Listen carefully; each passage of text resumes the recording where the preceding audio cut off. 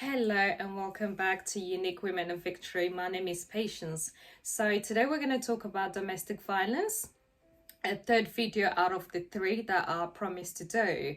Last week I spoke about two of my really good friends that went through domestic violence really badly, and I'm just going to go back into that topic a little bit more later. So before I start, I just want to say that I am not a professional psychologist. I am not a professional therapist, and I am not a professional counselor. I am simply doing this out of the goodness of my heart to help raise awareness, to bring and encourage people to speak against domestic violence and to seek help. So last week I spoke about two really good friends of mine that we grew up together from childhood who went through really bad domestic abuse. So the first lady I spoke about that ended up in hospital, her partner that abused her, after the police arrested him, he was sentenced to prison for 6 years. He got charged with GBH, and he also got charged with ABH, and a few other charges were placed. So this is to show you that domestic violence is real and is happening and it's affecting a lot of lives. And not just that, I just want to say my friend is doing really well. We had two beautiful kids. She's got a boy and a girl, and they're both doing really well. She's doing great. She's a beautiful mom. She's a fantastic mom. And I just want to shout out to you. Thank you so much for allowing me to share your story. You're amazing. And for my other friend that stabbed her boyfriend, this particular one actually went through a previous domestic violence relationship, which she was actually a victim in the past of domestic violence. And not just that, a little bit about her past as well. When she was a child, she was actually abused as a child, sexually abused, sexually assaulted.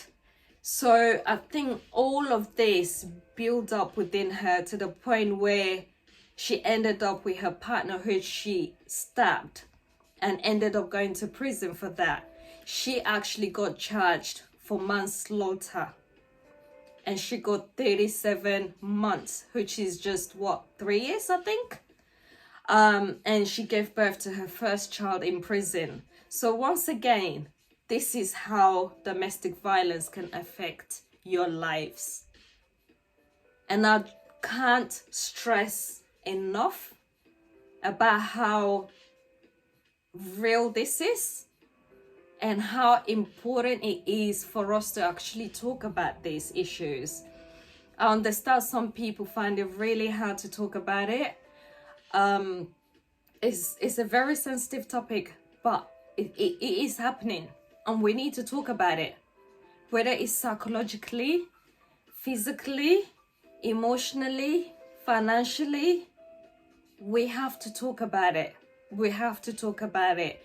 And I feel like a lot of the African community are very timid. They don't like to talk about things like that. When things like that happen, they'll just kind of send you off and say, go and pray to God. It's okay. It's nothing. Oh, it happens. They just brush it off and expect you to just deal with it. But you can't. You really can't. You know, it's important. There's a lot of help out there. There's counselors, there's therapists, the police out there. You can get a lot of help. So it is important that we speak out. It is important that we talk to someone. It is important because these are the sort of things that can also affect our kids if we don't deal with it as soon as we should. So now we're going to talk about some of the reasons why victims tend to go back to their abuser. I have 4 reasons here with me, and number 1 reason is unequal power. So what that simply means is when the abuser has overall power over the victims. So for example, like making the victim ask for money So these are some of the reasons. So it shows how overpowering the abuser can have on the victim. So number 2 reason is manipulations.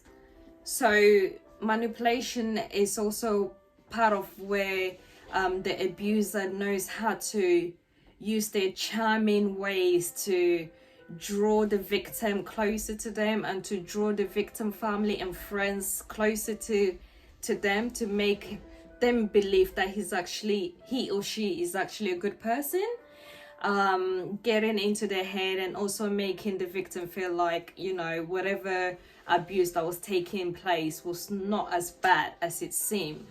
So that's number 2 reason. Number 3 reason is hope. We always have hope, believing and thinking things will change, right? Sometimes it's not the case. The victim believes the abuser will change, and they keep to have hope because the abuser keeps saying, I'm sorry, I'm not going to do it again, I'm really sorry, next time I won't do it, I'm sorry. And the victim tends to believe the abuser and hopes that next time it's not going to be the same.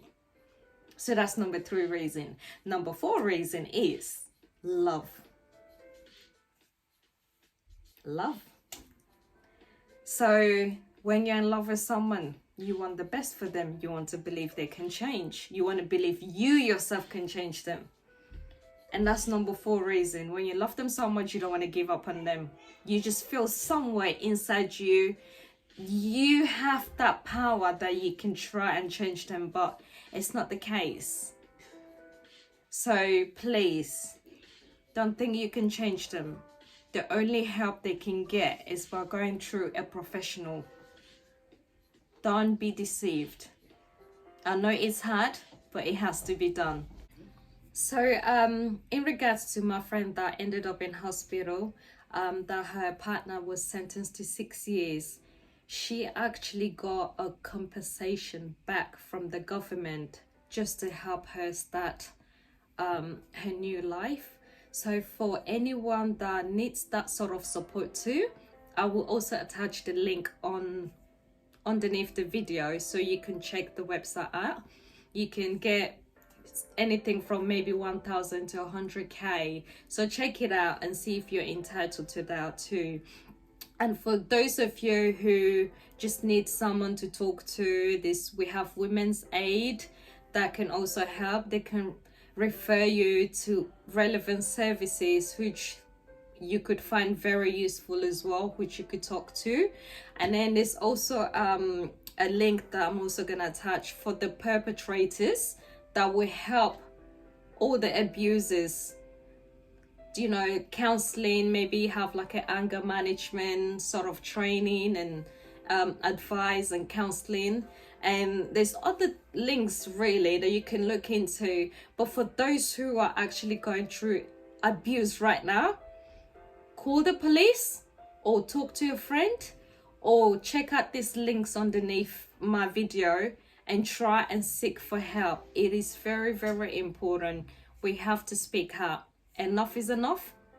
I love you guys so much, and I hope to see you guys very soon. I hope everyone is keeping safe during this COVID-19.